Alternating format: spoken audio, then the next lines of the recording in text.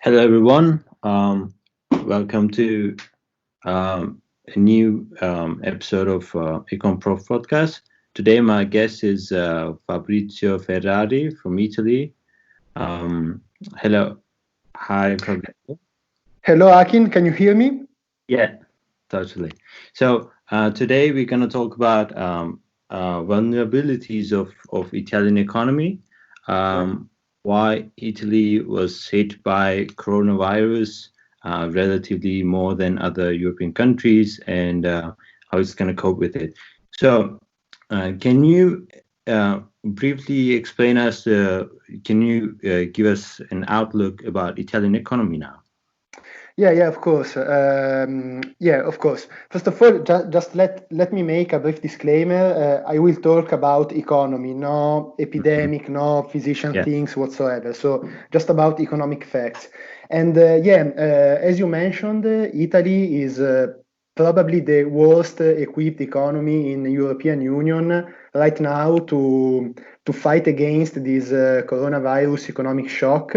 And I believe that the reason basically we are so ill-equipped to fight against this shock is basically the fact that we have very huge public spending, and more specifically pension spending, and also we have a very disadvantaged demography.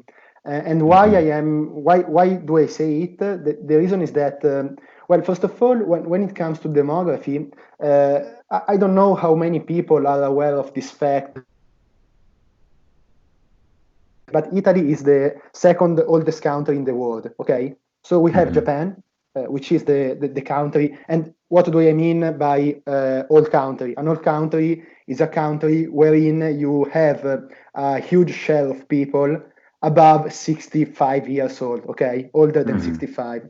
So when it comes to Japan, we see that 28% of population is older than 65, which is huge. Okay, Italy is not so huge. However, nonetheless, roughly 23% of the population is older than 65. So again, when you think about an economy in real terms, you understand that having such a huge share of old population somehow hinders and impairs the workforce capability of this economy.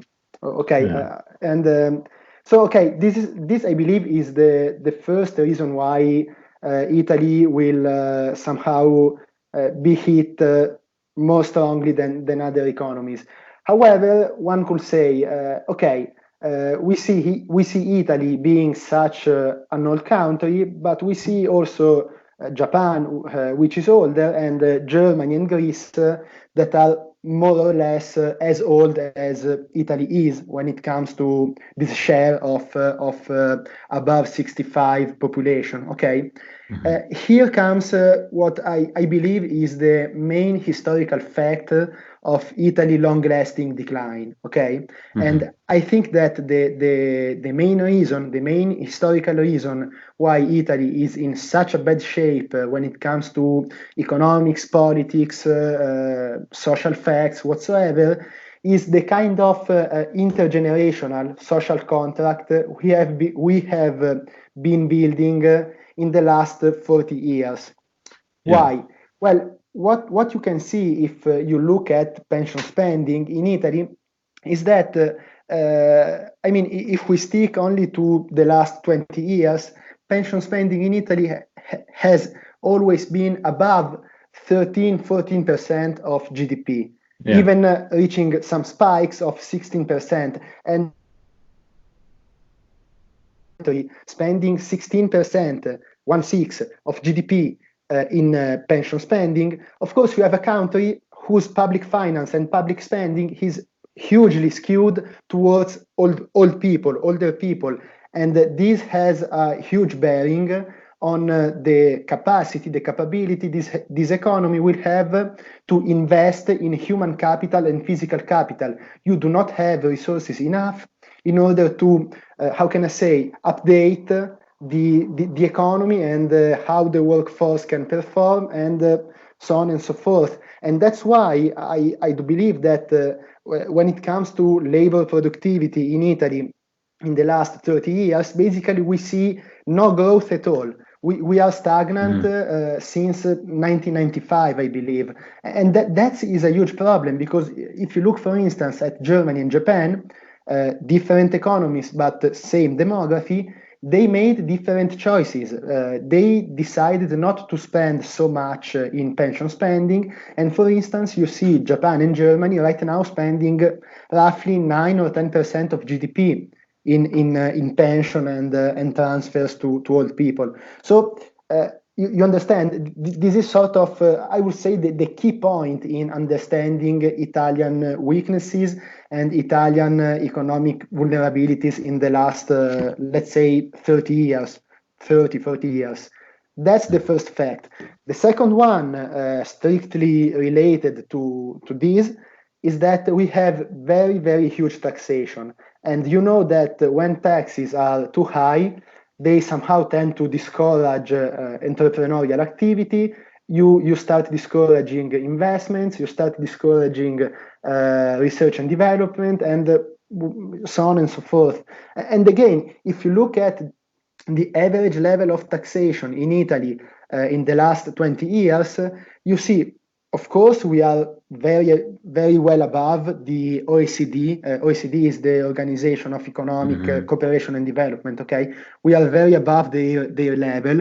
I would say, on average, 5 to 6 percentage point above, okay, which is huge, because one thing is to spend, or better, to raise with taxes 43% of GDP. Another one is raising with taxes 35%. Okay, this makes a huge difference when it comes to macroeconomic stability, to macroeconomic performances, and so on. And also, Italy is a very high taxing countries if you compare it with Japan and with Germany. Japan, I would say, is more or less 10% points below our level of taxation. So 42%, Italy, 32, 33 in Japan, depending on the year, okay? And the same goes for Germany. Maybe the difference now is a bit lower, like I would say something like 3, 4, 5 percentage points. But nonetheless, this is huge. If you think in terms of Italian GDP, 1% is 18 billion. So 3% is almost 60 billion. I mean, it's something that can make a huge difference. Now we are talking, in order to cope with the coronavirus health crisis, we are talking about spending 1-2% of GDP. So you understand how huge and how big is this burden of taxation the Italian economy is shouldering, basically. And this is also the reason why I think that we will not be able to step outside to save ourselves on our own. Because when you have such a high level of non-productive public spending, which is pension, and such an excellent, high level of taxation, okay, and also a huge level of debt to GDP ratio, okay, 135%, basically you are trapped. You are in a corner. You cannot move outside this corner, because you cannot commit credibly to raise taxes any further, because it is impossible. If you raise taxes, a lot of small and medium enterprises are going not do that. You cannot do either reduction on pension spending, because of course you cannot just tell old people starve to death, okay?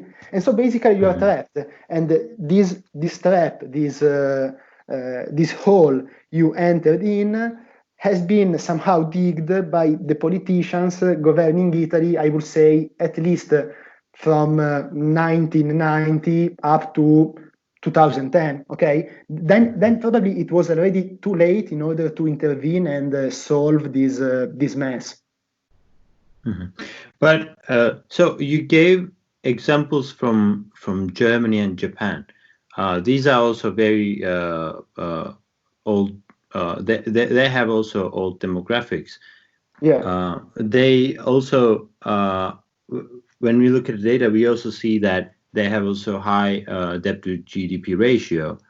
But these countries, as far as I remember, they also have high pension spending. But Italy seems very diverging from the past. So, do you explain this by lack of productivity growth, or is it related to? Would you just interpret it as a messy political system? How would you describe it? Yeah, okay. I would say that both of them, because the two things are intertwined. Okay, you have I would say messy and also highly corrupted, and well, maybe more than corrupted, is basically inefficient political system. We have electoral laws very very messy. You can never understand which party wins any kind of election, and basically this creates a fragile political balance. You have no one in charge of decisions. You have no political party fully responsible for 1, 2, 3 years of government, because every 6 months something changes within majorities, and that's why you cannot. I believe you cannot frame and define an institutional and legal framework wherein labor productivity can grow, okay? Because labor productivity, it can grow for two reasons. The first one is investment in human capital, human and physical capital, of course. And the other one, I think, is a sort of meritocratic order, okay? If you have if it is uncertain how you can reward a good work, a lazy worker, this doesn't work, okay? In the long run, it cannot work. And I believe that this is one of the reasons of the Italian decline. And also, okay, to be very, very precise, our pension spending is far above the German and Japan one. So yeah, I would say that the two main problems are these ones: a stagnation in productivity and high pension spending. But as far as I understood, the people would expect in Italy relatively more stable political system, but usually political stability comes with the a bit let's say strong government, right? So but Italian society is sort of reluctant to approach these kind of governments.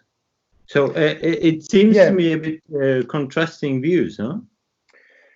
Yeah, okay, to some extent, I do agree. On the other hand, I would point your attention and the attention of the people listening. For instance, consider Germany. I would not think of Germany as an authoritarian and authoritative government. Nonetheless, you have Angela Merkel, and I believe is probably 15 years, has been 15 years in charge of maybe something less, let's say 12, I don't remember exactly. You have this strong character, this strong person who is not authoritarian at all. She is no dictator whatsoever in any possible way. Nonetheless, she has a very clear idea about how Germany should evolve, how the legal framework should change and adapt to globalization, to European integration, so on and so forth. And I believe that this is the main difference. Besides the legal framework, and with legal framework I mean how you elect your members of parliament, okay? Besides this fact, is a matter of elites, okay? Germany probably does have very good elites, and these good elites can express strong figures, strong people like Angela Merkel, like Helmut Kohl even earlier.